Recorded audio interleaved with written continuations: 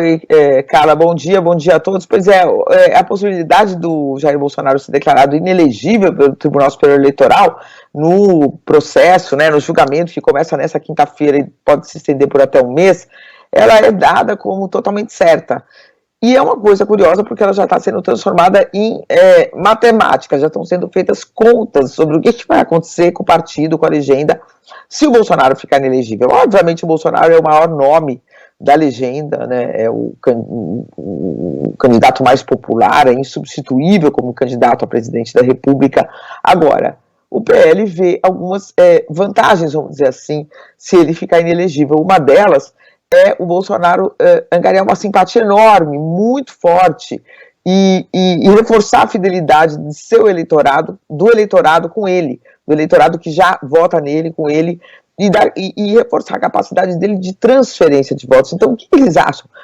Em conversas internas, inclusive com especialistas em marketing e publicitários que trabalham para o partido, eles fazem um cálculo, pasme, Carla, de que eles podem eleger 20% mais candidatos com o Bolsonaro fora da cédula eleitoral do que dentro da cédula eleitoral. Por quê? Porque ele se transformaria num cabo eleitoral muito mais efetivo, pelo menos para prefeituras, pelo menos para parlamento. Então, um dos seus trunfos, como eu disse, seria essa solidariedade dos eleitores com ele. Então, já é dado como certo, inclusive internamente, gerou até onde eu apurei, um certo mal-estar, assim, esses cálculos estarem sendo feitos, mas o que eu ouvi é que não se trata de uma torcida para que ele fique inelegível, mas sim de lidar com a realidade, um dado da realidade. É muito difícil que o presidente da República, ex-presidente da República, consiga contornar este processo e consiga ser absolvido e seguir na cédula eleitoral. Agora, a gente sabe que há muitos trunfos, há muitas coisas que podem ser feitas, ainda não vamos dar como 100% a condenação nós aqui, mas dentro do PL ela já é dada como líquida e certa, Carla. E eles aí falando, até o Valdemar Costa Neto deu uma entrevista outro dia, deu uma declaração, e ele não tocou na questão de ser o Bolsonaro elegível ou não, mas dizendo que só com a filiação dele, só com a presença dele lá, e com esse reforço dos bolsonaristas, o PL esperava passar de 339 prefeituras para 1.500 nas eleições de 2024. Isso só com a presença dos bolsonaros ali dentro do partido. Se ele ficar inelegível, esse número pode até subir, assim calculam os dirigentes do PL, Carla. É isso, então. Voltou o microfone do Megali. Posso entrar? Claro.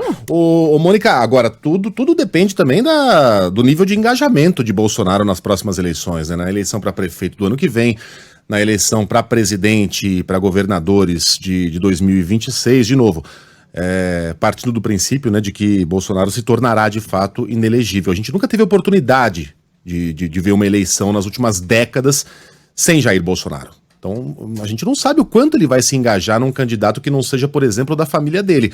Ele já participou de muitas campanhas, por exemplo, a do Tarcísio de Freitas, em São Paulo, mas era de alguém que estava sob o guarda-chuva dele, sob a liderança dele, né? Ele era o candidato à presidência. Exatamente. Alguém que joga o jogo político de forma tão personalista, estando fora desse jogo, vai se engajar 100%? Nas candidaturas do partido, vai se tornar de fato uma liderança política? Faz parte isso da natureza de Bolsonaro? Não sabemos, e muita gente acha que não. Muita gente acha que não. Eu acho que é o seguinte, que o Bolsonaro, pelo que eu estou entendendo, ele não acha que essa inelegibilidade pode ser eterna, assim, ou pode durar muito. Porque o próprio Lula é um exemplo disso. O Lula estava preso, estava condenado, estava inelegível, estava na situação que a gente sabe, e o tempo passou, a roda girou, e o mundo capotou, e o Lula hoje é presidente da República. Então o Bolsonaro não acha, né? Ele acha que vai insistir com recursos, vai insistir com, enfim, e vai esperar que a roda gire e que os ventos soprem de novo favoravelmente a ele. O Megali, o que se sabe, né, o que é certeza e seguro é que o Bolsonaro não vai abandonar a política, porque ele faz política há mais de 40 anos. Né? Então ele seguramente vai se engajar, não sei em que nível, não sei com que disposição, mas até pensando em que ele pode reverter essa inelegibilidade mais à frente, ele vai querer tentar organizar uma base para ele, né, que seja favorável a ele. Agora, a grande diferença dele com o Lula, o Megali, é que de fato o Lula vem de um partido e era uma liderança incontestável nesse partido, não apenas porque tinha votos, mas porque organizou, né? A gente não pode negar que o PT tem uma vida orgânica e o PT trabalhou todo para o Lula e viveu em função do Lula, né? Quando ele estava preso, tudo o que era feito para o Lula, pensando no Lula, pensando na saída do Lula.